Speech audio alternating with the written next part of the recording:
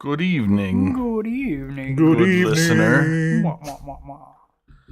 This is Fuck This Movie. It is. Hell yeah. Where we talk about movies. We are people. That we are. I'm We, me. we like to think Over so. here at is least. John Brown. He's too old to be cool. That's me. And over there is Reese Anweiler. That's me. So many He's too things young to be watched. self-aware. And he's watched Who every- am I? and he's watched everything. Working on it, at least. Speaking of watching everything, this is a special episode Ooh. because this is the 101st movie that we have featured. It Hell is. yeah. Thanks to double features. Yeah. And it Yeah, only we took kinda- 61 episodes. We kind to of get went where off I the wanted. rails on that, didn't we? Yeah, like once we Once it opened happened. Pandora's box, we were like, fuck it. yeah. Let's do it. Yeah. But we're getting back around to the solo features, and they're kind of nice. It is. It is. Yeah. It's just a fun process to pair things. Yeah. It is. It is a Especially fun process to Just pair different things. different reasons of pairing things. You Yeah. know, like Oh, yeah.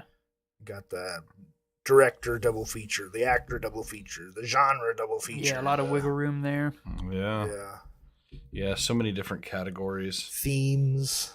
Yeah. Both of these movies star women that I wanted to bone when I was 19. You haven't done that double feature. Yeah, I'm surprised. Yeah, it's coming. Does it involve Jennifer Connelly? Gotta. No, I wasn't on her when I was that young. Oh, okay. She's like fine wine, you know.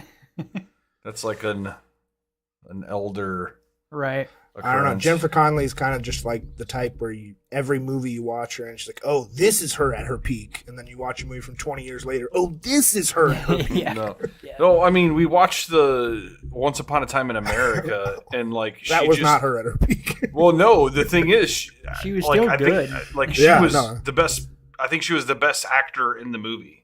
Potentially. Well, I mean, Like her performance, like fucked the entire movie. Like, yeah. like because she's just like the young version of a character that they build on. But Oh, like, she's definitely better than the older version of her character. yeah, but like I mean, she just stole the screen when she was on it, and nobody Yeah. else in that movie did that. Yeah.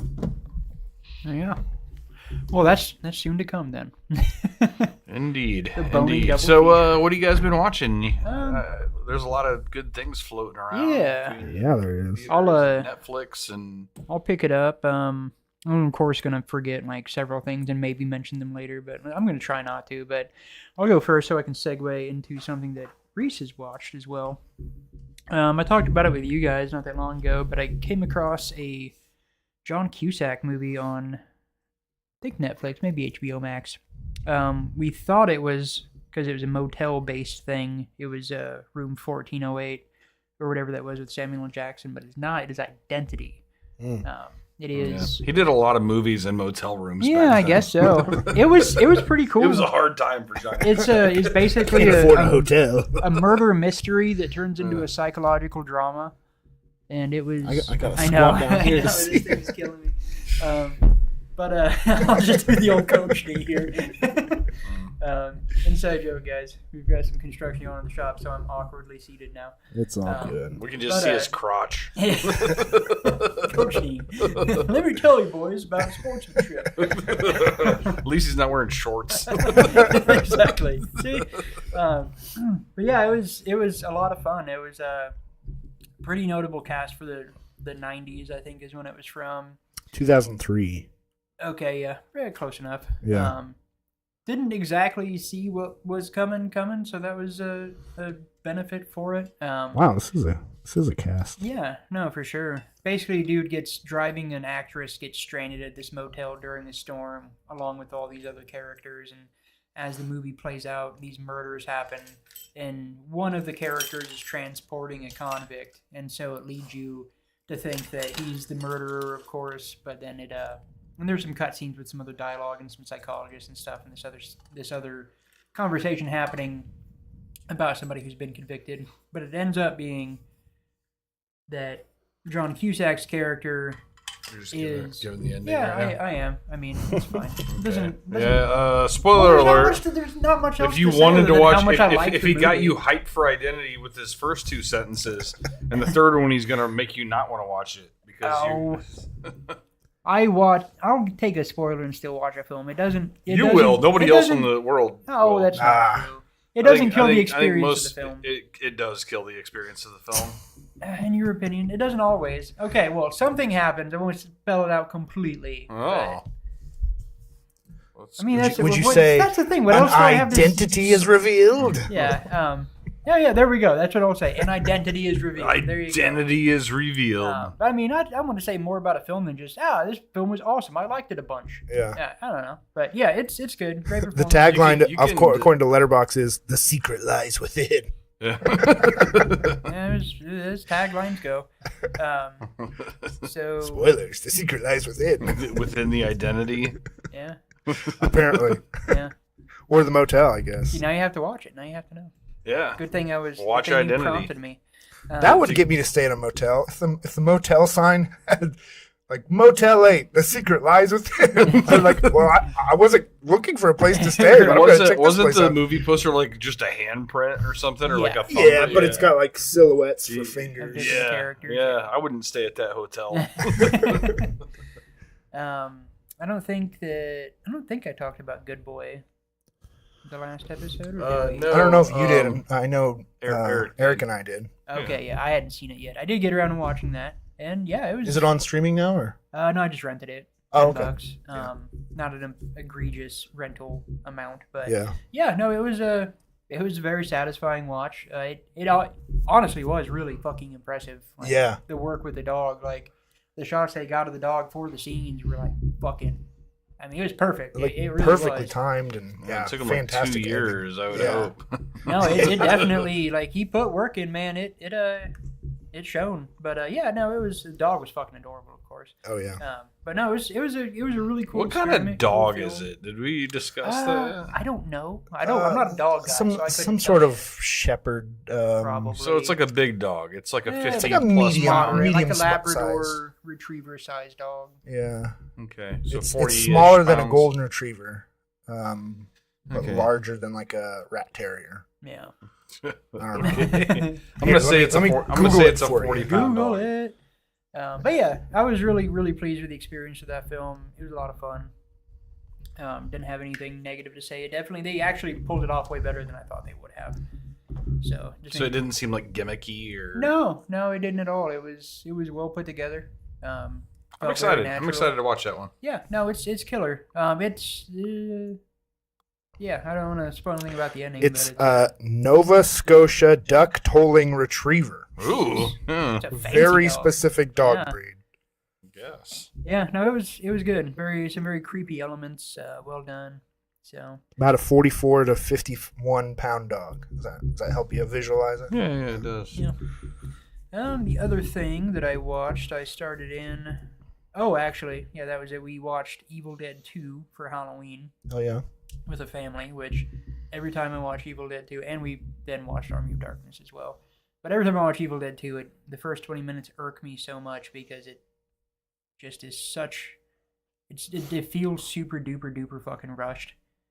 And it's basically the first 20 minutes are just the events of Evil Dead over again, Mm-hmm. and then into the continuation of the story, but it never feels natural to me, and it always makes me mad, and it makes me more mad because after the 20-minute mark, it turns into a whole different thing, and it's super fucking fun, and like you can't deny how cool it is, and great it is, and clearly like Sam Raimi just had a vision, and like I just hate that he just like, and this thing I did, like, yeah, fuck that thing. Like, I feel like he could have, there's a point where he could have just came in.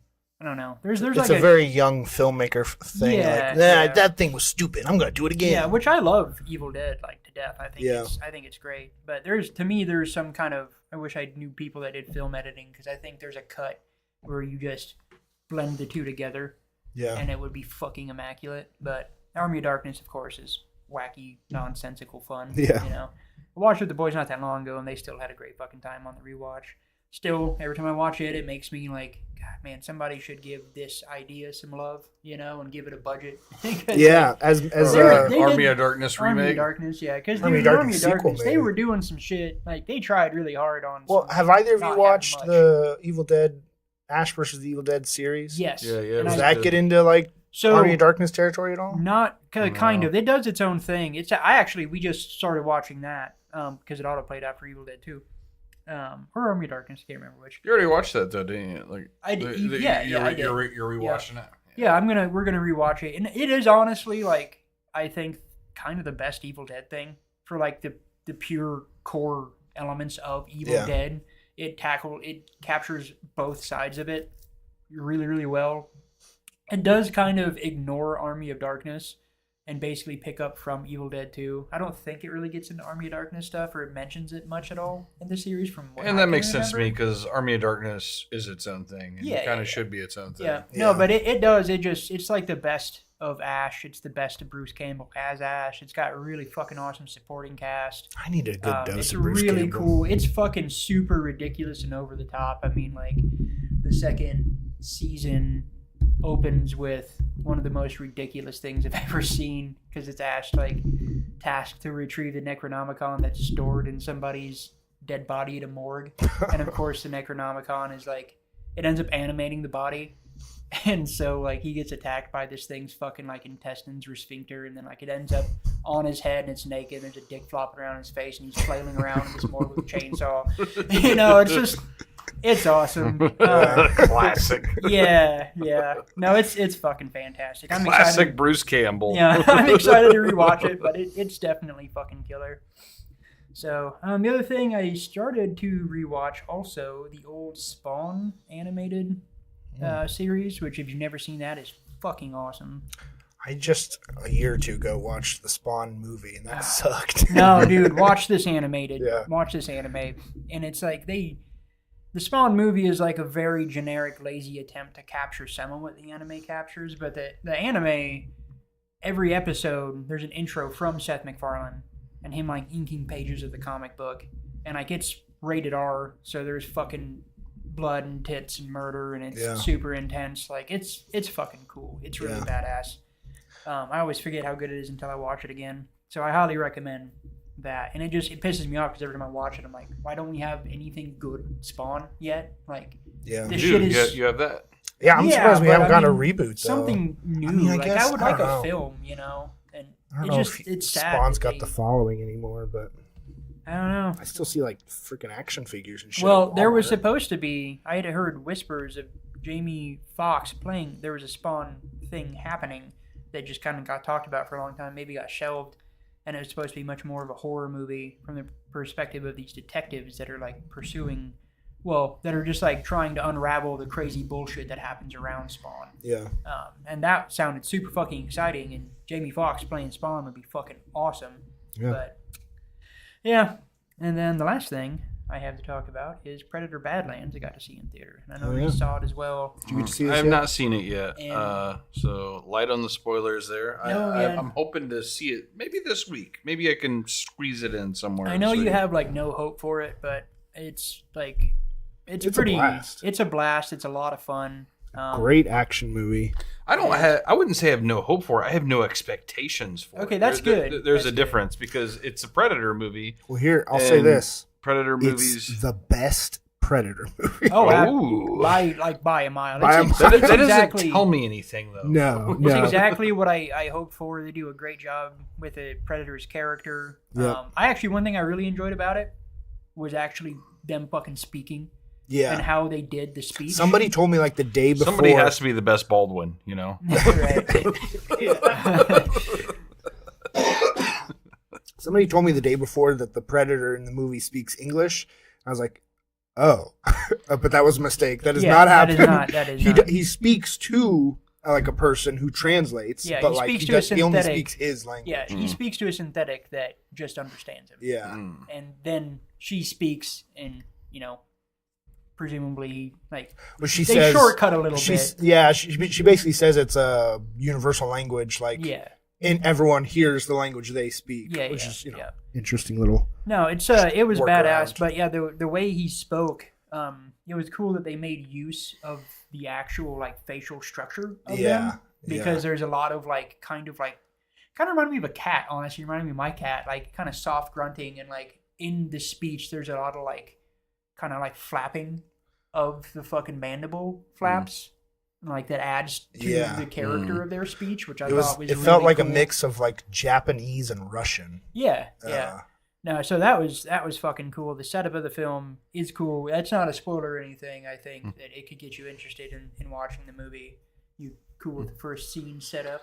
No, yeah. I'm just like when the movie's a mystery and you're telling me the revelation, then I don't need to watch the mystery. No, so it's the movie starts with a screen that kind of outlines Predator, which is Yautja culture, and like kind of their credo of like Yautja. Prey to none, predator to all, friend to no one type shit, right? And so I mean, again, essentially, like the film is him kind of growing into and out of his culture, kind of. But the opening sequence is him sparring with his brother, who he had saved at some point in their past.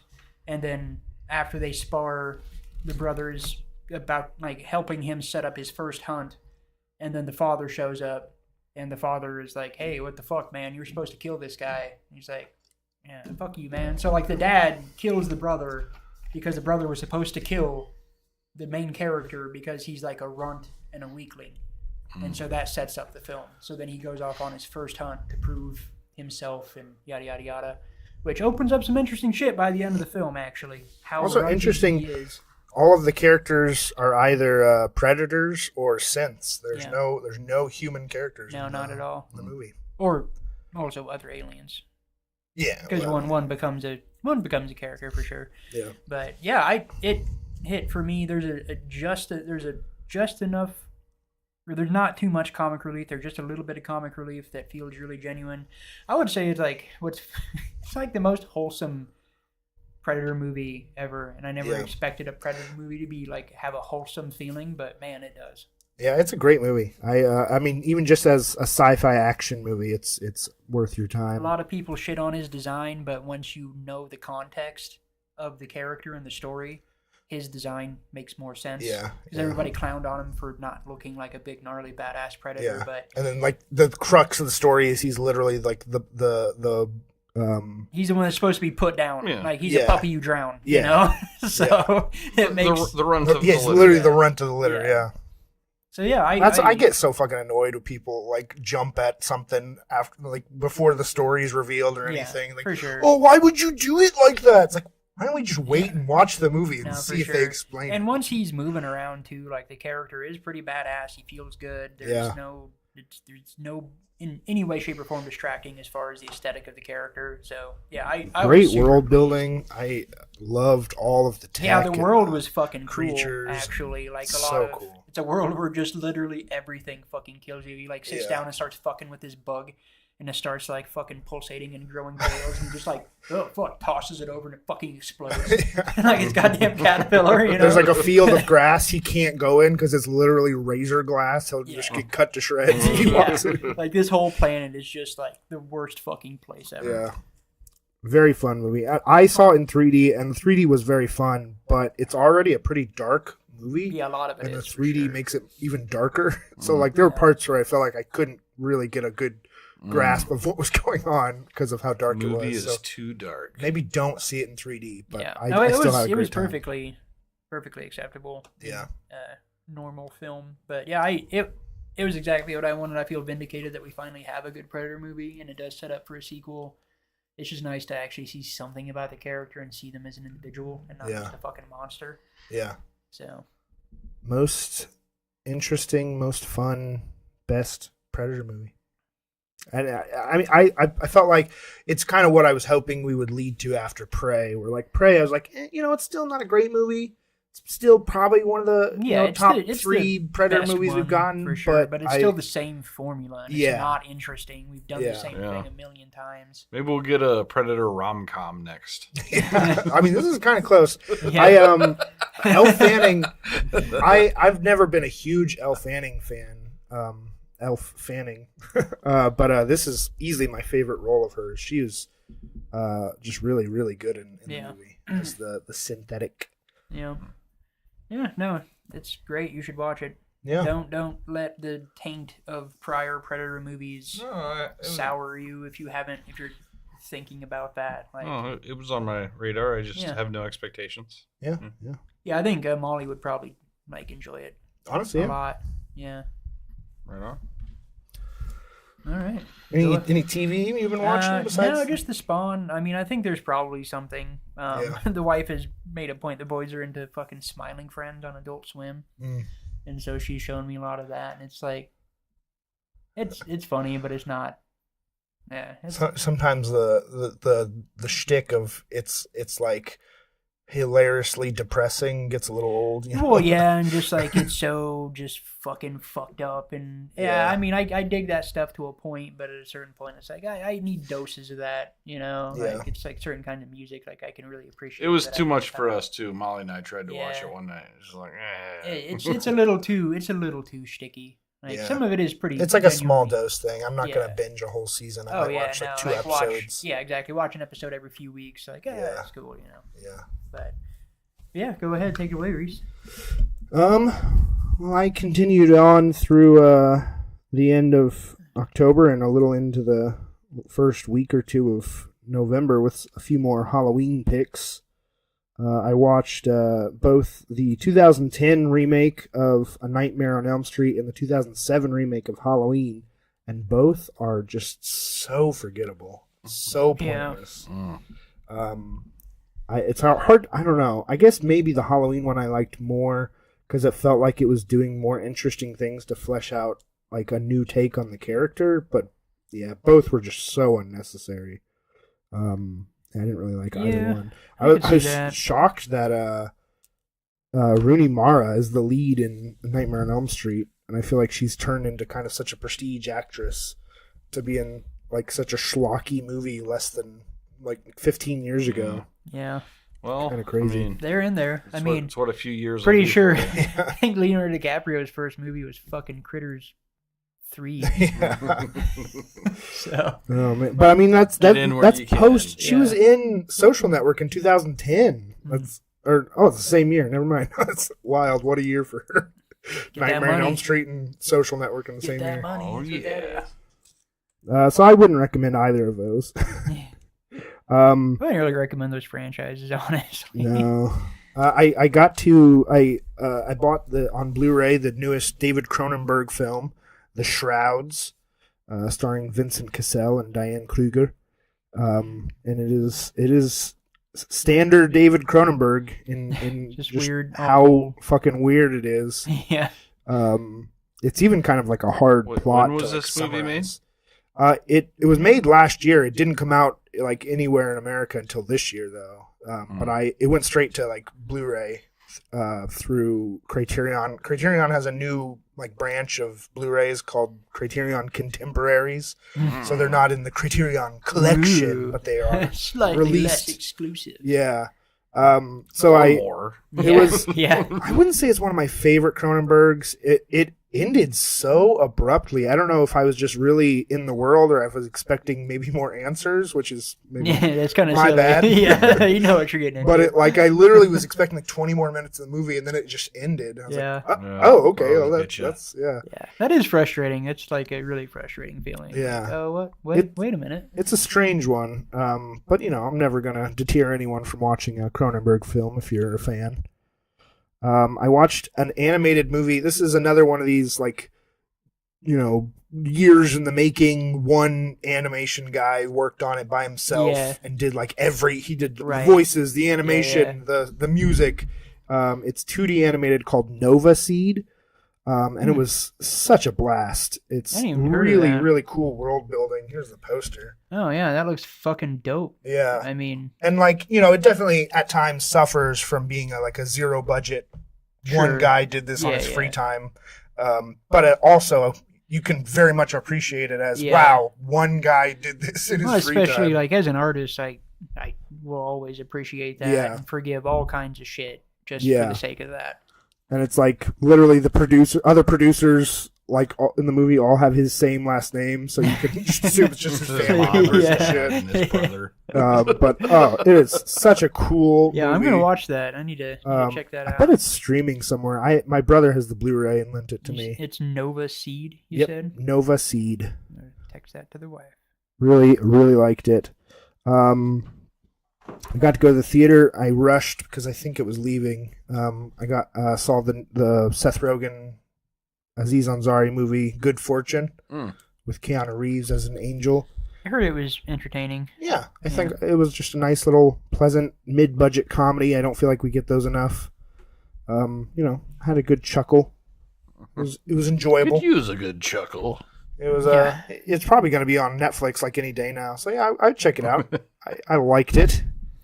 I had to do my Godzilla Day viewings a week late because of some plans. Because Godzilla Day, I think, is November 2nd, if I remember correctly. And I was busy that weekend, so I had to wait to the following weekend. And I watched two of the real classic Godzilla films, Ghidorah, the three-headed monster, which is, if you can guess, the first appearance of Ghidorah. And then I watched King Kong versus Godzilla from 1963. That one was pretty ridiculous. That's like... Did they do the same thing with the modern Godzilla, where they scale Godzilla way down? Godzilla's pretty much normal, and then King Kong is just randomly, just giant. Oh, so they made King Kong bigger? Okay. It's a really odd thing because it's not a sequel to the original Godzilla. Right. Like the beginning of the movie has Godzilla like emerging from the ocean, like, oh, what's this new giant creature, Godzilla? Right. Huh. It's like a weird standalone thing. But it's also not a sequel to the original King Kong because they're like, we're going to this island out in the ocean to hopefully find a creature that can help us fight Godzilla. And then they discover King Kong, who, again, is randomly the size of Godzilla. And also, for some reason, has like electric powers in this movie. Okay. Where he gets a super power buff because he gets struck by lightning at one point and then can use it to channel the electricity to fight Godzilla. It's like the only way you can ever feasibly have King Kong stand a chance against Godzilla is just to randomly give him a huge power buff. Yeah. King Kong's a fucking dipshit. I hate King Kong.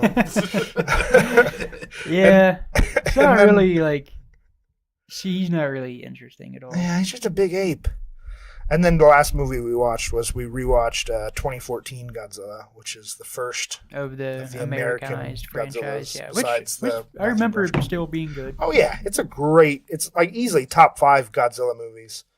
If you haven't watched that one in a while, I recommend a good rewatch. It's just a really they nailed the scale and making Godzilla feel like insanely massive. Yeah. Because it's all like street level looking up. For sure. And even the later of the American Godzilla movies are all up in the air and helicopter views and stuff. Yeah, and they do consistently tone him down. Like that franchise fell apart so fucking hard. Yeah, they instantly went goofy with it, and that's fine. It's hard to maintain the seriousness and the the scariness of Godzilla, Right. So I guess it makes sense that they just went ahead and went full kaiju. Yeah. Big fucking monster, But that 2014 one really stands on its own. I don't know, John said he didn't get a chance to watch it. The new Del Toro Frankenstein. Yes, it's on my list here. Did you like it? Yes. Yeah. I mean, how could you? I haven't seen it yet, but it's clearly. Yeah. No, it did not disappoint. I'm a Frankenstein guy, and I can. For me, the original and the original Bride of Frankenstein are always just the pinnacle of what the creature feature is all about. Yeah.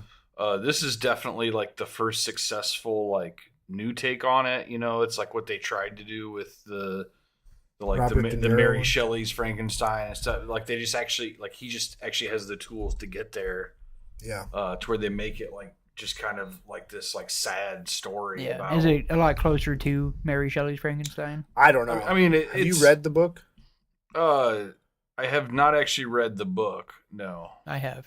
a long time ago. Okay. I don't know if it's necessarily going for a more accurate take on the book. I mean, or if really, it's Del Toro the doing his own important part take on it. of the book is the high level of intelligence of Frankenstein. Yeah, and they definitely do that. Where that's the important part of the story is that he's not a monster. He's he's a person that finds himself in this terrible situation and abandoned by the person that made him. So I would say this movie is more on the creator is the monster. Yeah, which is what the story is essentially it's about. very much like all full bore. A lot of parallels to Poor Things. Yeah. Even like going further into Victor Frankenstein's past and his abusive father. Yeah. But I just like the gothic horror and the sets and I'm sure it's the props. Yeah. Oh my god, there's several like cadavers like set up so like picturesquely at different points. Yeah. And creations and stuff. Yeah, I ate up all the visuals. Yeah, I'll probably watch it tomorrow night. The wife watched it with the kids without me, so the whole time I was thinking like his like little like lab like has to stink because like every time like his family just walks in and there's like fucking corpses like everywhere. It's just like, dude, that's got to be like rank. Yeah. Clean that shit up. Yeah, the only and this isn't necessarily the kind of movie. Obviously, you shouldn't be going into Frankenstein looking for logic necessarily, but the Frankenstein's monster, the creature, is covered in like stitches and stuff, right? But also has a very rapid like healing ability, and like literally gets shot with bullets and stuff, and then instantly regrows. But also regrows the stitch marks. I was like, that doesn't really make sense. Yeah, to me. that's a bit but much. What are you gonna do? I love Jacob Elordi as the creature. Honestly, the whole cast. Christoph Waltz was great, which I'd forgotten until like I started watching it, but he was in it. Charles Dance is great. Yeah, it's just a great movie. One of my I feel like Del Toro has disappointed me with some of his more recent movies. I wasn't a huge Shape of Water or Nightmare Alley fan, but yeah. I liked both of those films. I liked a them lot. both quite a bit myself. But this, if you I think like the this is Pinocchio, his classic film, wheelhouse, though. This is definitely much more in the vein of the Pinocchio film, I think. Yeah, where like he's not going for 100% accuracy to the source material. He's kind of updating it to his own, the story he wants to tell, and I really dug it. It's easily, I think, like top 3 or 4 of Del Toro movies for me. I just one of his best. Which I did have this thought cross my mind. So this is really more for John. You've seen Short Circuit 2, like semi recently, right? Yeah. So there's this scene where he's like in the bookstore and he's like trying to read the whole store or whatever, and then the security comes in and busts him, and he's like, I've got these 2 fine books. I'm gonna read these 2 slowly and carefully. And the 2 books were Pinocchio and Frankenstein. Oh, nice. and it got me thinking because it's like the Short Circuit story basically is both of those stories. Yeah. Nice. The last movie I watched, I feel like John, you may have watched this, called Censor. I think so. What's from the 2021? It's a woman who is literally a film censor. Like she watches horror movies and then it has to edit them. It's like takes place in the 80s. In the UK, and everyone's like panicking over moral issues and violence in film. It's just a really interesting little like trip through this woman going slowly insane because she's terrified that she's letting the public view all these horrific horror movies, and it's her responsibility to save people from these. And then it kind of gets into like a real interesting place of like she's projecting what these horror movies are trying to get people to do because it's things that she's feeling guilty about in her own life, and it gets very kind of like a unreliable narrator where you can't tell exactly what's really going on and what she's imagining is going on because she's going insane. I really liked it. Has some just that's killer super vibes. interesting. I'd love to watch that. Yeah, highly recommend it. Censor. And then some TV shows I've been watching. I finally got around. So I have not started watching it yet. I know it. I think the first few episodes are out of Gilligan. What's his name? Who did Pluribus. Yeah, Pluribus. Yeah, so it's on my list, and I've watched the 2 episodes that are out, and it is the greatest series of all time. So Nice. Apple TV kills it again with sci-fi. Yeah. Jesus Christ, that show is like fucking perfect. when the trailer dropped, which was just a few weeks ago, it was giving me vibes of a miniseries that came out a few years ago called Mrs. Davis. Yeah, it's much better than Mrs. Davis, but yes. Well, just in the trailer, there's a couple scenes of like, tell us what you want, we'll give for you, and it's very similar to the AI in Mrs. Davis being like, whatever you want, that'll satisfy you, we'll get it. And so it clicked in my head because I never actually finished Mrs. Davis. Yeah. So I finally went back and rewatched. I started over and rewatched Mrs. Davis, and man, that the as a whole, the payoff to Mrs. Davis, I was so satisfying. I feel like maybe it lags a bit in the middle. So if you want to compare this show to another series, I'm going to give you Rick and Morty. Yeah. The Unity episode. Okay, yeah. That's this show. Yeah. Like, basically, it's like post-apocalyptic where the entire world becomes a hive mind except for 11 people Yeah. on the entire planet. Everyone else is connected. It's a sweet premise. Yeah, and it's fucking crazy. And, like, it's based around the main chick. And, like, right away, she's like, I need to meet the other, 11 people or whatever. And, like, they're all, like, sad and want to become part of the hive mind. Yeah. And she's, like, the one that's like, are you guys fucking kidding? Like, Yeah. like, so she's, like, the only one that's, like, fighting this whole deal. It's pretty fucking sweet. But so I'm very excited to get a start on Pluribus. 2 episodes are out, and then I think it was 2, maybe it was 3. dropping 2 episodes a week or something, or just 1 episode. It'll probably be 1. Yeah. They probably give you 2 to start with. Yeah, I can see that. But yeah, Apple TV does it again with their sci-fi shit. It's so good. If you need a good, solid miniseries, And Mrs. it's Davis the chick from Better Call Saul, which Yeah. I hadn't, like, she was so good in that. Like, even though it's kind of understated, and I'd never really seen her in a lot of other things. I can't think of anything else I've seen. Yeah. And not at all. But she's fucking good. No, I really- man. She I was really really good in Better enjoyed Call her. Saul. Yeah, She's really for good sure. in this. Somebody was joking that because she didn't get an Emmy for Better Call Saul, Gilligan was like, "Fine, I'll just write you your own show, and you'll get an Emmy for that one." Yeah, Right. and she probably will. Yeah. It's like right away you'll be like halfway through the first episode, you'll be like, yeah, this is gonna win like all kinds of shit. Yeah. You can just tell. Very excited, but Mrs. Davis, highly recommend. It's such an odd little cartoony show where like it doesn't really hold itself back from anything feeling kind of unrealistic or too cartoonish, because it's kind of set in the same world where like Jesus actually exists and there is a holy grail, and Right. Yeah. it's just a fun show. No, that's cool as fuck. Yeah. I also started. Check that out. I watched the first 3 episodes, which I believe is all that's out so far, of Welcome to Derry, the It.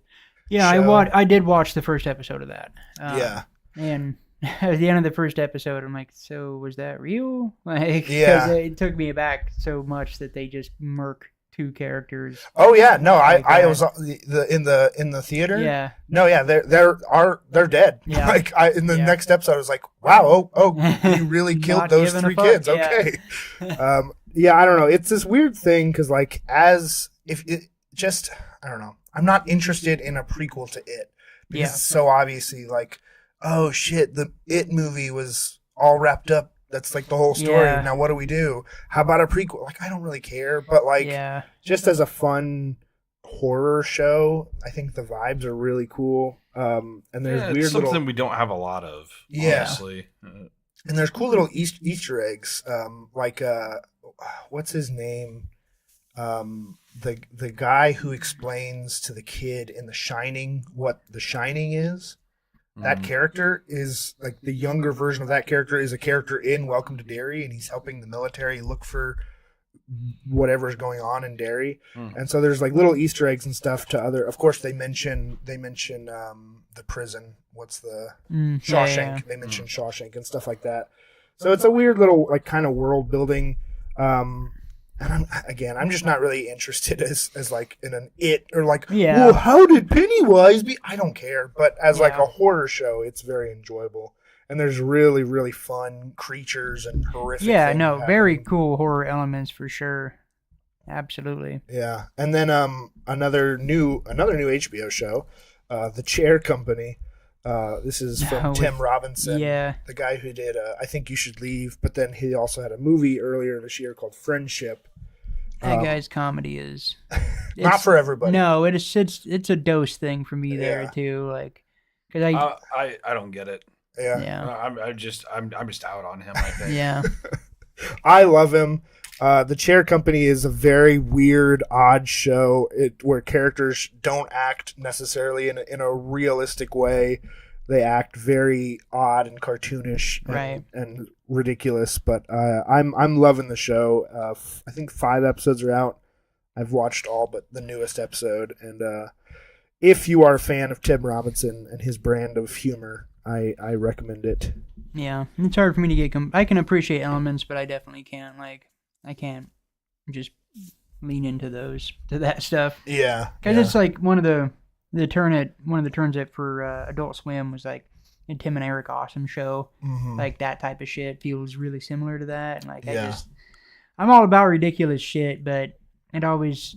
So he feels maybe more genuine. His comedy feels way more genuine than that other shit is like just way too heavy-handed. I definitely see the connection to Tim and Eric, but I don't feel like it's Tim and Eric has a bit of like a, oh, you want this to make sense? Well, fuck you. No, it's not gonna make sense. Yeah, and I don't think Tim Robinson is that. It had a try hard. Yeah, and his stuff doesn't have a try hard. It's just what it is. Yeah, and he's I don't know, maybe as just someone who's got a lot of neurodivergent friends, right, and grew up with those people. I can see the DNA where I think he said that he gets a lot of his idea for his sketches just from watching his kids. Right. And you can see that watching some of the skits. It's just like adults acting like fucking crazy children. Right. But yeah, The Chair Company. I highly recommend it, but it's not for everybody. That's basically what I've been watching. All right. I need to stop going last. I think Reese should go last from now on because he just like fucking takes all my shit. So what I'm left with here is one film that nobody else mentioned and one series that nobody else mentioned, although I am the last one to the series, and I got to thank John Brown for this.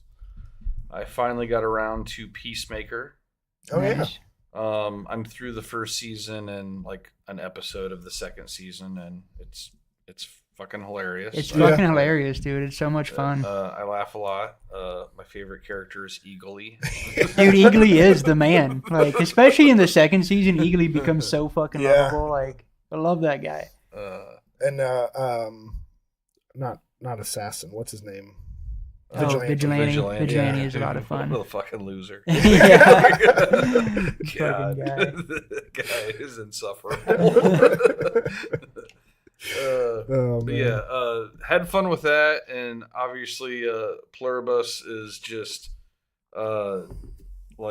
it's Molly's favorite show. Like Molly's like, she's like, I was like 10 minutes in and I'm like, I'm in. Like, yeah, hell yeah. Like instantly. That's a sweet fucking premise. I'm really excited to check that out. It's a lot of fun. And then the other thing, we went to the theater on Monday night, and we went to Fort Wayne to see Begonia.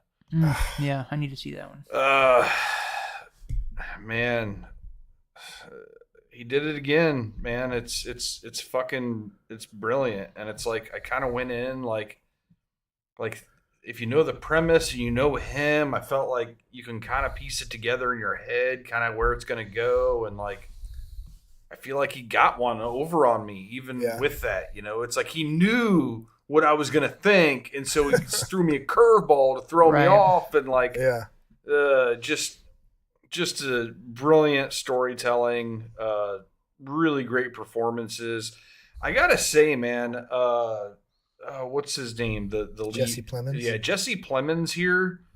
So, like, he kind of got his like start in like the Friday Night Lights series where he was like the pipsqueak. He was like the scrawny like dude. Like, how is this guy on the football team? Right. He weighs like nothing and is like he was like the the runt.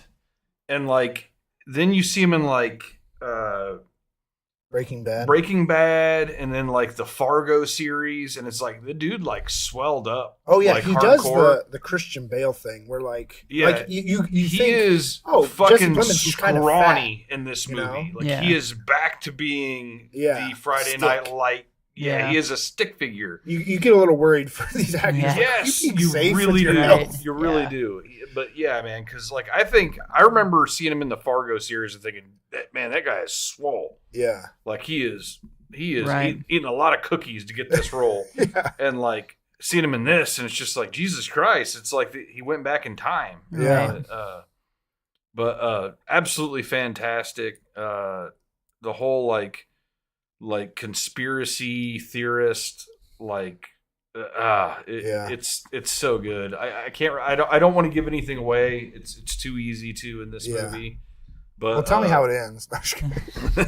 Was it disappointing the ending? Well, what identity is revealed?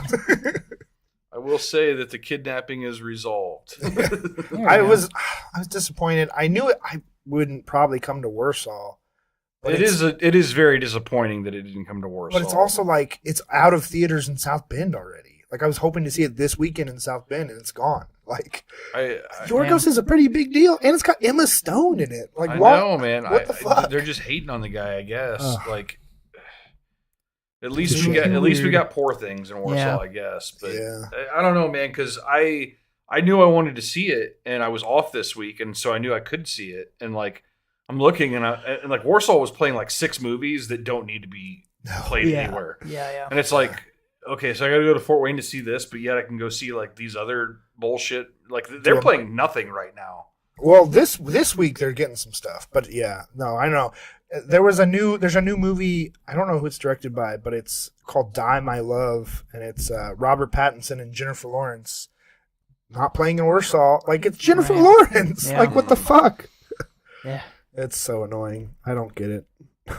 Small towns, man. Small towns. So hopefully Begonia will go to streaming soon because I'm very anxious to see it. Yeah, especially before something gets spoiled for me. It's fantastic.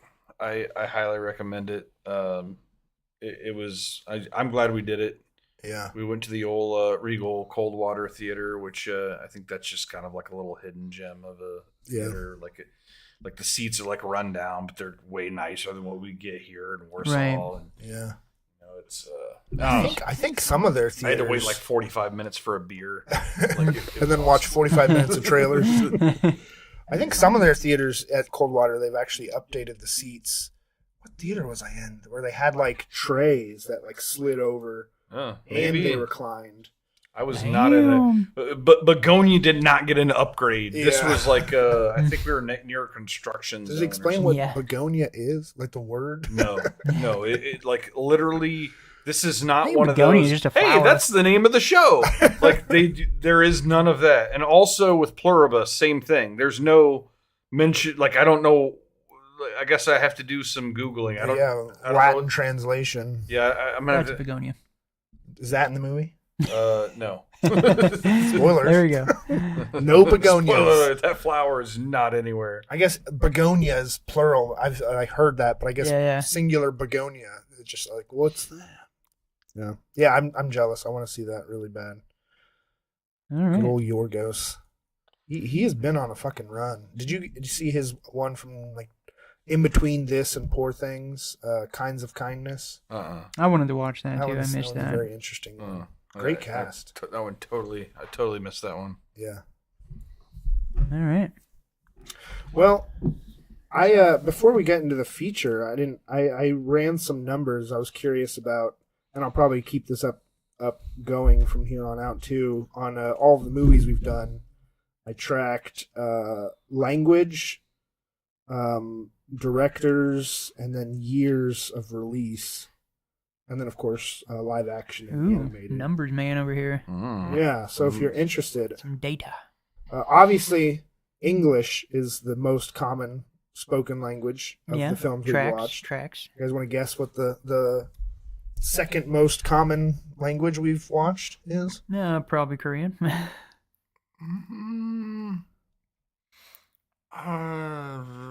Japanese. Surprisingly, Japanese we've only watched 2. Really? Our French and Korean is tied for 3 each. And then Chinese, Spanish, and Japanese is 2 each, and then 1 Italian film. This brings me great shame, doubly so. Of the 101 films we've done, 98 of them were directed by men. 3 of them were directed by women, and the reason I am doubly ashamed is none of them were my choices. Can you guys name any of the movies directed by women that we've covered? Barbie. Yep. Yeah. I don't think you'll be able to guess the other 2 because was one the Advent calendar? Nope. That I picked? No. Nope. That's some French guy. The Voices was directed by a woman, and Private Parts was directed by a woman. Okay. So I'm gonna have to pick some woman-directed films. I feel very embarrassed. I've never picked a single film. There's no reason to be embarrassed because I think the reality is there are just more films directed by men than women. Yeah, obviously, I think but not a 98-3 ratio. Are we sure? Do those stats get back to me? Okay, maybe I guess because okay, I don't know. That might be close. No, I mean I think it's a good thing to I think our ratios are on forward point. to try to catch some more, but I don't think we need to feel bad about it per se. I have got a lot of favorite films. It's not even a thing that I was thinking. I wasn't being sexist with my movie selection. Right. No, I'm not saying it was intentional. I have got a lot of favorite films directed by women, and I just feel like embarrassed that I haven't picked any. All right, now I want to do it. Go out of our way. Pursue more. Let's do it. I honestly can't even think of any films that I've come across over the years that are. To all you women out there, make more pickable films. Do better, women. There we go. Now we're on. Now we're on point. We've of our 101 films, 94 of them have been live action, and 7 of them have been animated. Yeah. See, I feel like that's even a better ratio. And then of the 101, 5 of them have been anthology films. Oh, that's kind of high. That's a pretty high number, Yeah. Now I counted Sound and Fury as an anthology film. I don't think it is. I don't know. Oh, I probably it's as much. It's one story. Yeah, I guess it's because. Well, like, I mean, you could say this. Like you count Heavy Metal as an anthology film because that is actually one story as well. Yeah, I counted that too as an anthology. I don't count it as an anthology story. Yeah. Oh, you don't? Okay. I don't. Yeah. No. Like to me, anthology means episodes. Sure. And there aren't episodes. Yeah. Yeah. Huh. Yeah, well, I don't know. So that's a debatable number. The shortest film we've watched was Sound and Fury at 40 minutes. And I bet you can guess what the longest film we watched was. Once Upon a Time in America. At 229 minutes. The newest film we've watched is Escape from the 21st Century, and the oldest film is Angels with Dirty Faces. Yeah. And then here's a fun thing. From between 1984 and 2024, we've watched at least one movie from every year except for 5 years. Oh. You guys want to guess any of those 5 years that we've not watched a movie from? No, I'm not going to guess, but I'm going to write them down when you tell them to me. Yeah. Yeah, let's hear it. It's very odd. 1990, 1998, 2005, and then we haven't watched a single film from either 2013 or 2012. All right. The most years, the years we've watched the most movies from are 2016 and 2015, tied for 5 each. Yeah. Okay. With second place being tied for 2009 and 1997 for 4 movies each. Mm. And Interesting. Then, we haven't watched It was a good year. anything prior to 1938, which I mean, like, I don't know. how many Yeah. movies we're gonna come across Right. there.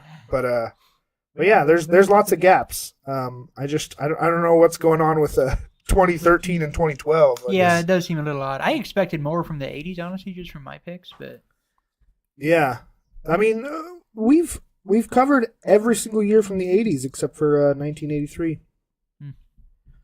Yeah. Oh, well, you didn't say that one. Oh yeah, I was from 1984 on was what I was. But yeah, 1983 we haven't covered. 1979, 77, 76, 75, 73. 70s. The 70s are pretty sparse. Yeah. And then yeah, basically from 1971 back is pretty sporadic. Yeah, which it will be. Yeah, it will be for sure. But yeah, Got to go out of our way for that. that was that's covering the movies we've covered so far. Some interesting factoids for the And I'm podcast. I going to appreciate keep the up work. to date on those numbers Yeah. now. Oh yeah. All right, that does it for the Reese does numbers segment. There's Yeah, I Reese, he does the appreciate it. numbers. He's our numbered guy. It's good. It's good. All right, Good due diligence. let's talk about the feature. Yeah. Ikiru. This was a special selection. Yeah. Nobody really chose. Well, Reese kind of chose it. So I thought we had a plan going in, and then like the plan was never actualized. Yeah. Because like when we talked about it, that we were talking about this whole thing. It's like, oh, we're gonna sit down and figure it out, and then we just like never did. Yeah, we never. Yeah, figured it I was out. thinking it would be a horror one, and then I think we just diverged quickly away from that after doing 4 horror films in a row. I remember the conversation of just like picking a classic thing. That Yeah. sticks out in my mind. But yeah, it was hectic time. There's a lot going on. Kurosawa was a good choice, and an unusual Kurosawa film. Even though Letterboxd says this is Kurosawa's second most popular film after Seven Samurai, Really? Hmm. Yeah. which is interesting. Also, I forgot to mention the lead in Ikiru, Takashi Shimara. I don't know. He appears in several Godzilla films, and in fact appeared in Ghidorah, the Three-Headed Monster, as a scientist. I was like, hey, is that Mr. Ikiru himself there? Sure enough, it was. But here's the plot line for Ikiru from 1952, directed by Akira Kurosawa. Kanji Watanabe, or Watanabe, I don't know how to say that, is a middle-aged man who has worked in the same monotonous bureaucratic position for decades. Learning he has cancer, he starts to look for the meaning of his life. And the tagline is, "A big story of a little man which will grip your soul." I wonder if it's a little more catchy in Japanese. Probably not. I think that taglines are just trash in every language. Probably. And I feel like, if nothing else, they should watch the movie. I feel like a lot of times they get like a synopsis, Yeah. and then they write a tagline from the synopsis. It's not even that big of a story, honestly. It's a pretty small scale story. It is. It's It cuts not- deep though. I Yeah. felt that it cut. Like that's the one thing I take notes on my phone when we're watching these movies, and which I hate because it's like efficient, but it also I have a blue screen out while we're trying to watch the movie, but Yeah. it's a good way for me to keep notes for these movies. But that was the first note, was it cuts deep, like there's big meaning behind this film. I do think it was a little too long. Yeah, Which I I think we chose it because it was a slightly longer film, and I think that was intentional for us in choosing the film. But in watching the film, I could have done without the last 25 minutes. Or Yeah. I feel like there was a tidier way to do it. It was definitely a bit on the dry side, of course. I mean, pretty obviously. If But, maybe honestly the biggest issue is the longest or what felt like the longest act of the story was the maybe least interesting, as it was the act of the story that didn't involve the main character, or the main character wasn't living. Yeah. Spoilers. Well, I mean, it's in the synopsis, right? Like, the guy, like, it's literally about a guy dealing with, like, he finds out he has stomach cancer, and then it's like, what happens next? Yeah. And yeah, like, it's like the guy dies of stomach cancer, but then there's like 40 minutes of movie left, and so you're like, and then it kind of turns into this weird like Citizen Kane type of thing, like what, like where a bunch of people are getting together trying to make meaning of this guy's life. Which I don't know if, like, I mean, I don't know. Maybe Kurosawa really liked Citizen Kane and he wanted to do like an homage to Citizen Kane. Right. But it's weird because the whole movie isn't Citizen Kane, just the last 40 minutes. Yeah, yeah. I felt they could have got... getting him to the point where he was, like, going to lash out in some way and, like, actually do something, I thought could have happened maybe a little bit quicker, too. Like, there's a lot of time spent on the build-up of, like, okay, shit sucks. This is awful. Your life sucks balls. Like, are you tired enough yet? Are you, like, pissed off enough yet? Are we going to do something here? I felt like it could have happened a little bit sooner, I think, than it did. A lot of awkward interactions with the characters, but that's pretty typical of Japanese stuff, especially from the date. But overall it has a lot of depth and meaning to this thing, but very relatable. No, yeah, for sure. And it was interesting to get like the perspective on, and we talked about it when we watched it, but I'm curious how egregious the fucking, Japanese government formalities are, because apparently they're just, from this movie's perspective, they're fucking terrible. They just get nothing done over there. Yeah, which I mentioned while we were watching, very similar themes in 2016's Shin Godzilla, and like the whole theme of that movie is like they could stop Godzilla from destroying so much more and killing so much more people, right? If the government bureaucracy wasn't getting in the way, and they didn't have to take 1,000 steps to make one thing happen and get everyone's approval. And it's Japan seems like a very bureaucratic place, where stuff moves very slowly. Yeah, their culture is very much based on like following the rules. Senses of honor and courtesy and yada yada yada. So it would be a fucking bear to get through anything over there, it seems. But very heartfelt. Did dig the guy's performance quite a bit. It was nice to get he's always good, I think. Oh yeah.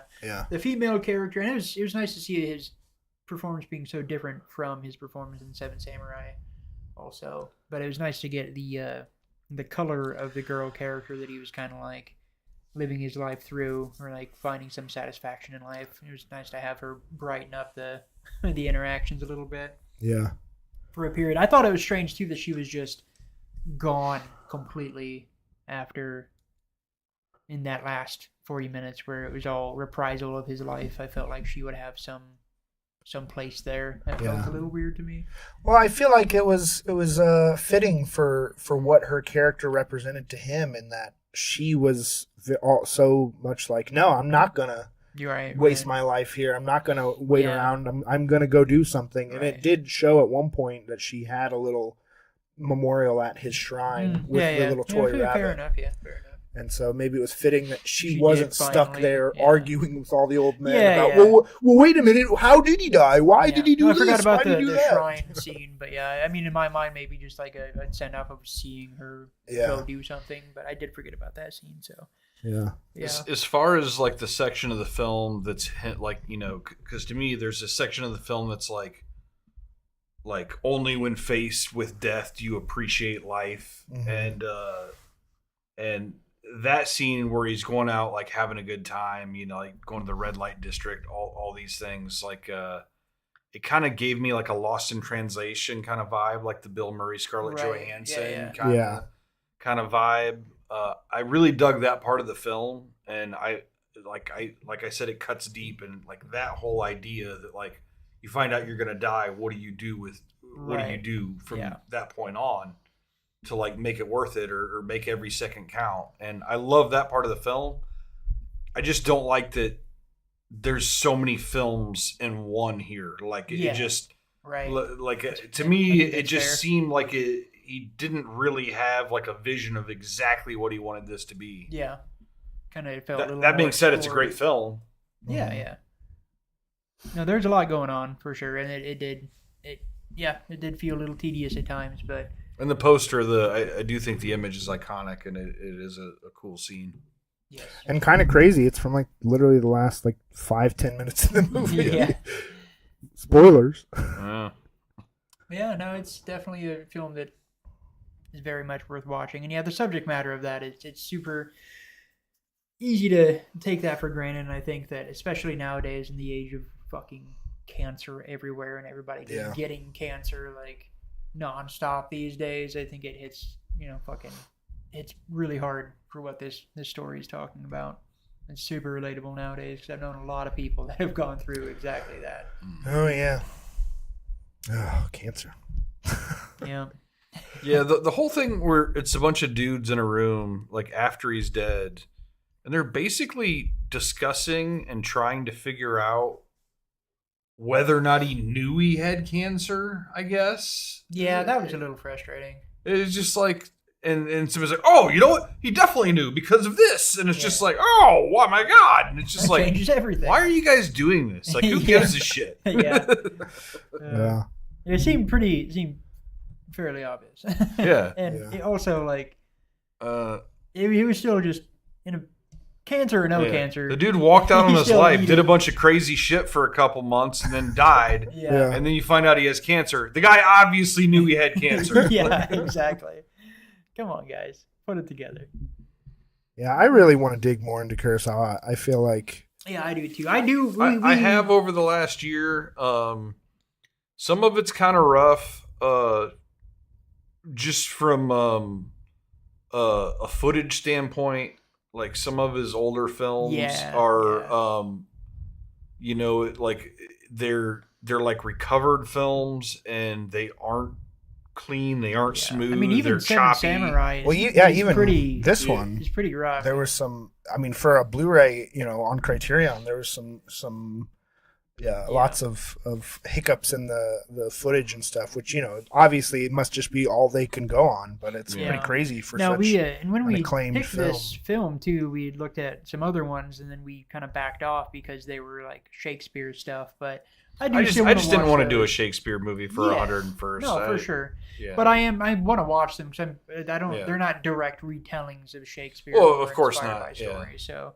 I do want to get those under my belt because you take the Shakespearean language out of something, and it's just the Shakespearean story, and I'm much more about it. It's the language of Shakespeare that's fucking tedious. It's very tedious. Ran is a retelling of King Lear. I don't think I've seen like a good adaptation of on film of King Lear. So that'd be I've seen Hamlet and Macbeth and Romeo and Juliet, but I don't think I've seen an adaptation of King Lear, so that'd be a pretty cool first exposure to the story. Yeah, and I definitely want to. I've only seen 2 Kurosawa films, and they're both black and white. I would love to see what he does with color. And he's got plenty of them. And a samurai war epic in color that sounds pretty sick. I agree. I need to dig more in. Yeah. All right. So takeaways for me, movies definitely, it's absolutely worth watching. Be prepared that it's grindy. It's a little grindy, but you should expect that from the film. The third especially. I was going to say earlier, Frankenstein, I didn't look at the runtime before I started, and usually I like to look at the runtime just so you're kind of in the headspace of what to expect. Right. And it was a super breezy 2.5 hours. Yeah, it went by quick. Breezy. In relation, Ikiru's 2 hours and 23 minutes, and it's a bit more of a grind at the end. Yeah. But it's a film classic. To be expected. I mean, it is not a spicy story. Yeah. At least it's not like a drawn-out. There are no monsters in this movie. Yeah, none. Not even like metaphorical monsters, honestly. Yeah, no, just a bunch of bland. Maybe his son. Which it got me thinking. Yeah, his son was pretty fucking shitty. Going back to the Frankenstein thing, it got me thinking because there's this movie. I can't remember what year, but it's about the life of James Whale. It's called Gods and Monsters. Fucking atrocious movie. It got nominated for some awards and shit.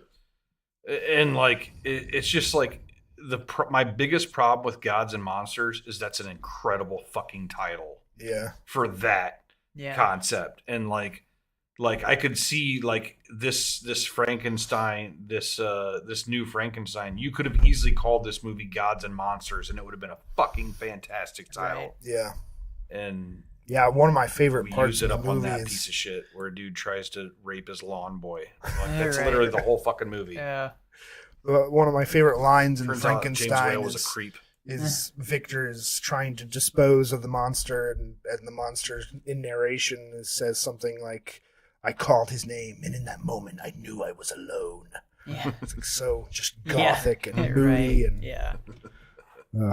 Frankenstein, man, good shit. Yeah. You guys should read Mary Shelley's Frankenstein sometime. It's a good book. I don't know how to read, so It's a super easy. read. I'm a slow reader. Not that like I read slow, but like it takes me like a year to read a book because I'll read like 5 or 6 chapters and then I'll put it down for Right. months and then I'll pick it back up and like. Well, Shelley's Frankenstein is a. And I'm in the middle of a book, very so it's going to short take a book, year so- before I Yeah. can get around to another one. Yeah. You know.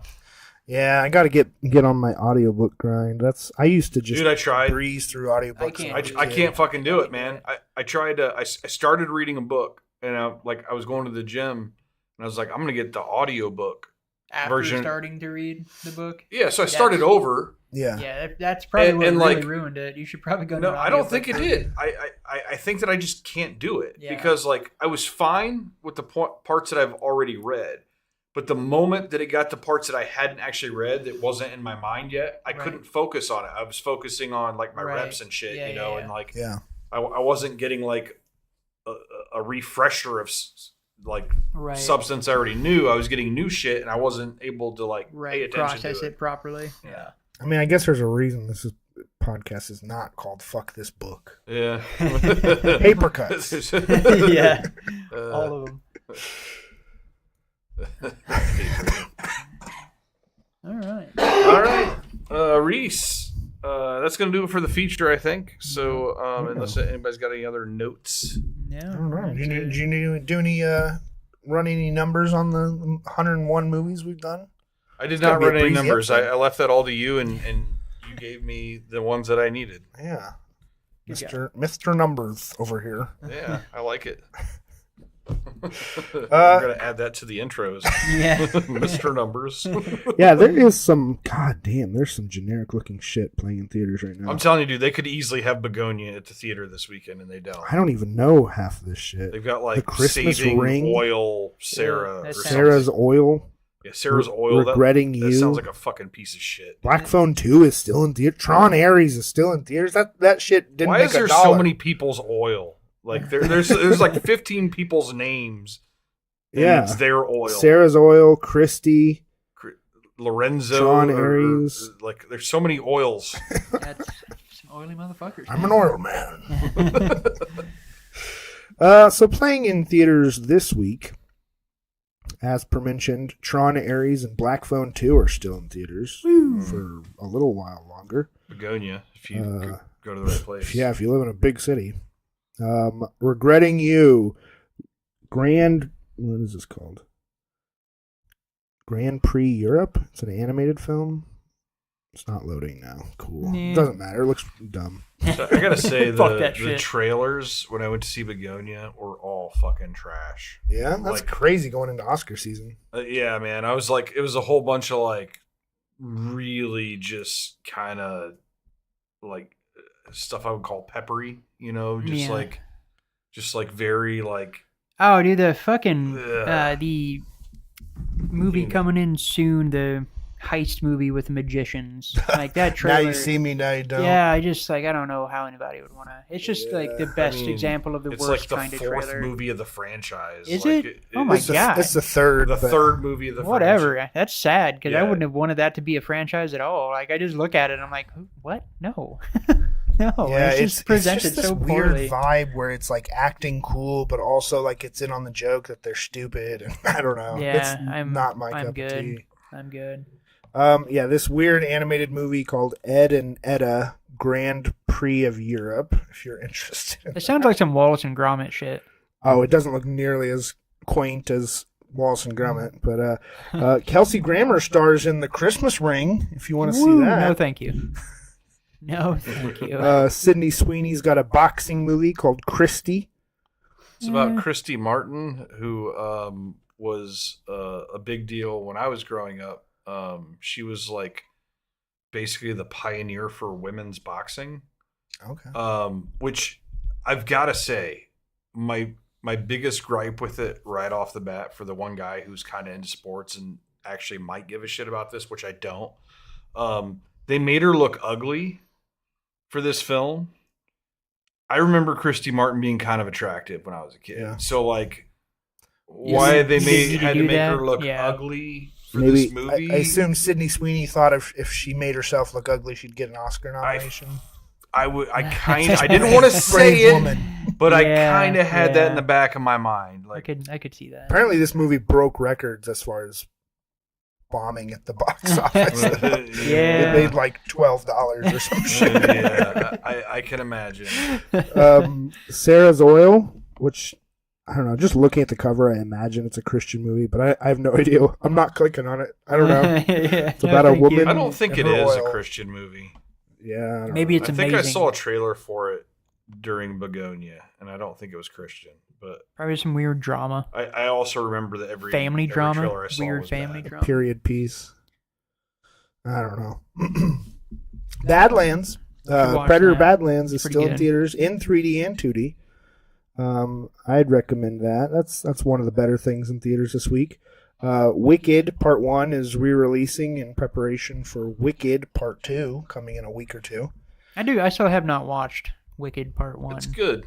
Yeah, It's you okay. saying it's good makes me Yeah. want to watch it because I wouldn't think that you I mean, I'm going to see the second one. I- for sure. I was pretty annoyed at like the Oscar shit and stuff. Like it was not an Oscar movie, but I thought it was a really fun, Yeah, it big, seems- broad. It is Yeah. an musical, Oscar you know? movie when it comes to makeup and costumes. That's Yeah. exactly the kind of movie that wins makeup and costume. The whole hype for Ariana Grande, like let's just chill. That woman I'm does not gonna not say that look she was healthy bad, at but all. like I see that woman on screen. I'm like, is she okay? Like, Yeah, I she think should eat she something. weighs like 12 yeah, pounds. dude. I have a hard time getting up for because I hate pop music like Yeah. a lot. Like I'm okay with pop elements in music, but like just pop music, it's really hard for me to get. well, there's get no up. pop music in the movie. Well, I though. know, but just like the pop star slide in yeah, because they're a pop star, it just feels Yeah, like and it's hard for me to give a fuck. I about think that. a pop star in a musical makes a lot of sense, but It you does. do run the risk of them like being a terrible actress, which she's not. I mean, I get why she got the like Oscar buzz because she was good at that role, but like to me, it's kind of like I don't know. It's kind of a slap in the face to people who actually do this for a living, you know? Yeah, I mean, when you're going up against stuff like, Emma Stone and, Begonia. Yeah. type Well, shit, at you know? the same time too, like if you're gonna give somebody a slide in on this, like fucking give it to some theater professional that's been Yeah. fucking busting their ass and has an amazing career that Which they the could be lead in elevated. Wicked, lead in Wicked, actress first, Cynthia Erivo. yeah, she was fantastic. Like Yeah.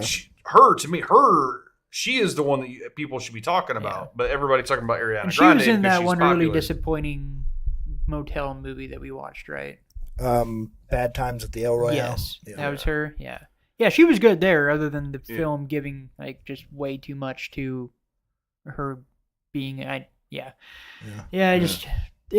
always, I don't know. I just imagine it's going to be forced somehow, and so like it's really hard for me to get interested. But I mean, the story does look good, and what I've heard about the story sounds fucking fantastic. So I definitely will watch the first and then watch the second at some point. Yeah. Now You See Me, Now You Don't is coming out in theaters this week. If you have an interest. Is it in like that. part 3? It is. Yeah. So the first one is called Now You See Me. The second one is called Now You See Me 2, and not TOO, but just the number 2, and everyone thought that was a pretty, you missed your opportunity. The sequel could have been called Now You Don't, but no, Yeah. it's called Now You See Me Too. And then the third one is called Now You See Me, Now You Don't, because they're like, oh, no, we get it, guys. Yeah, We're in on the joke, that's too. sad. The fourth one will be called You Don't See Me. Yeah. The fourth one's going to be called Now You See Me, Now You Don't, Too. Yeah. Yeah. Fucking Christ. Very interesting. What's his name? Perkins. Osgood Perkins, the guy who did Longlegs, and then just earlier this year directed The Monkey. He's got another horror movie coming out He this directed week. Longlegs too? Yeah. Huh. No, just the first Longlegs. That's surprising because, like, I did not. Longlegs was so meh Yeah, I know. to me. And Just so everyone loved fucking meh. It was disappointing. I did not And like the monkey ending. was fucking amazing. Monkey was so fun. I need Yeah. to rewatch The Monkey to see if it holds up. I think it does. Yeah. Dude, Longlegs was like, it was so fucking boring. I had a Just, lot like, of fun I watching liked- The Monkey, but it could just be like theater experience, you know. Yeah. We all I watched felt it together, like which was fun. the buildup of Longlegs was great, and then the ending was like, oh, Yeah. like, Well, I I don't felt know. lazy. The whole I don't premise felt kind of just.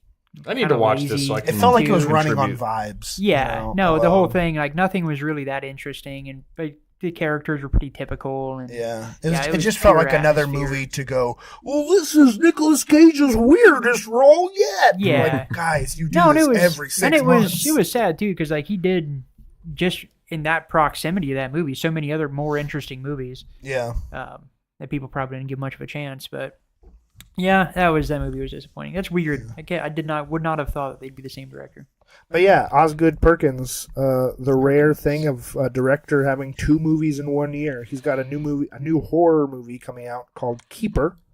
I haven't seen the trailer. I haven't looked up any information. I am going to go see it tomorrow with the Karma folk. Nice.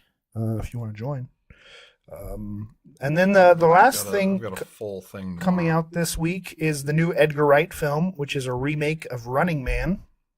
I'm not extremely excited about a remake of Running Man, but I love Edgar Wright. Yeah, so it looks. I saw the trailer for it, and I saw The Running Man a lot when I was a kid. yeah, Stephen King story. It was an Arnold Schwarzenegger movie.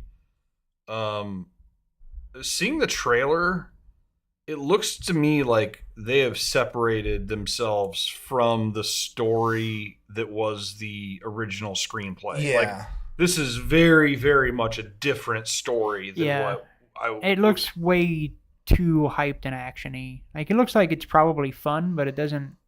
To me, it doesn't fit, and it feels like probably too much.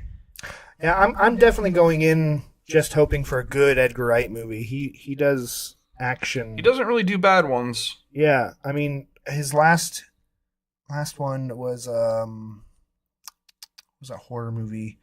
Last Night at shit. Oh. It was Last Night in Bangkok Express or some shit. All right. Here, let me. Oh, God damn. God damn it! Time me how long. But it was good. Yeah, that's the But takeaway. it was like good. that was like maybe my least favorite of his movies, but it was still really good. And so like nobody really does action like him, so I'm pretty excited just for a new movie from him. It's been a while. His last one was, here it is. I'm gonna say it. The Last Night in Soho. Okay.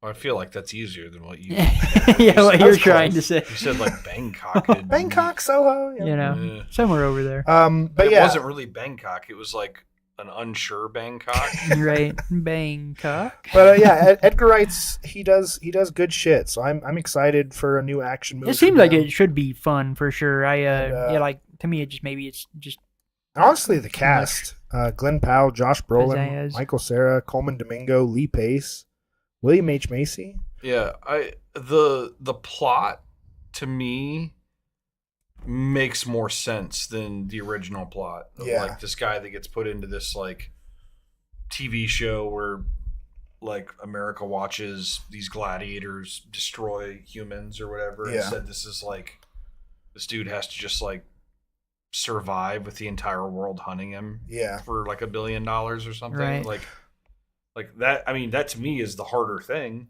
well. I mean, Yeah. it tracks more with modern culture. Yeah. And I think that the older one tracked more with culture then, because Yeah, it would be sure. through a TV show, and so it's like the use of media now like everyone's constantly watching and constantly Yeah. updates. So like I think it's a good like the- modern update. To The original, the concept. thing I liked about the original movie was like how they had all the different like characters. You know? Yeah, It's like yeah. the one dude was like a big fucking Christmas tree. Or Uh-huh, whatever, yeah, you know? that Like, shit was ridiculous. Yeah, it was, I forgot about yeah, that. but I mean, Yeah. like when I was a kid, it was cheesy, but it was cool, you Yeah, know. yeah, And like it looks very like they've fucking totally 80s. gotten away from all Yeah. that. You know? Yeah. Like, he's not being. I'm sure there are definitely going to be some characters, but obviously not Christmas tree. Yeah, I don't know. Characters. I don't remember seeing Lee Pace in the trailer, so I'm interested. What I know, Coleman Domingo plays like the television host, and Josh Brolin is like the producer, but I don't know who Lee Pace plays. So. Yeah, I'm sure it'll be definitely a good time of a movie. It looks Yeah. like it for sure. I'm hoping to see that this weekend. Just a good old action movie sounds like a good time, and I mean it's a sci-fi movie technically. So. Yeah. And then next week we'll have Wicked Part 2, aka Wicked for Good, coming out. But yeah, that's Wicked what's for good. playing in theaters, at least in our small town. All right, then that takes it to the next All right. feature. Well, I told you guys in private that if we could keep the timeline rolling, which we have and will continue to do, that I was going to choose a solo movie that is Thanksgiving themed. And I have done that. Episode 62 and movie 102 will be Scent of a Woman, starring Al Pacino. Finally, this has been on your short list for a it's while. been on my short list from when we started. It's a movie that I've seen more times than what most people should probably watch any movie. So. Nice. Needs more Al Pacino too. Yeah, so. we do need some more Al Pacino. I think this is I love this performance from him, but at the same time, it's like not everybody loves this performance. People like to rip it for some reason, but we can all watch it together and decide for ourselves. So it should be a good time. That's a good pick. That'll be that episode will be dropping on the day before Thanksgiving. So good Hell times. yeah. And then speaking of holiday picks, both Christmas Eve and New Year's Eve fall on Wednesdays this year, so we might have some disruptions to our schedules. might. But, Might indeed, but we can figure that out. yeah, We show can. I'm curious. Right. Wait a minute. Okay, so Whoa. the 10th will be my pick. So it looks like John, you'll get the Christmas pick again this Yeah. year. Woo. Not that you have to do a Christmas movie. Yeah. I think you should do a semi-Christmas themed. I mean, movie. yeah. A double feature where only one of the movies is directly a Christmas movie. I'll think long and hard on it. That reminds me. I was working out with Jocko yesterday, and he said that his kid, because he's a teacher now, and his kids were like, "Mr. Jocko, could you play some Christmas music for us?" And he's like, I kind of grunted, Yeah. and then I played him the Gremlins theme song, Nice. and they hated it. Yeah. I don't get these fuckers who Yeah. the day after Halloween start playing Christmas music. Like, Jesus Yeah. Christ. No, it's a lot. Oh, I can't stand it. I'm All burnt right. out already. All right, well, that's gonna do it for this episode. Take care of yourself. Come and tune back in for next Son of time. a Woman. Hell yeah. Fuck off.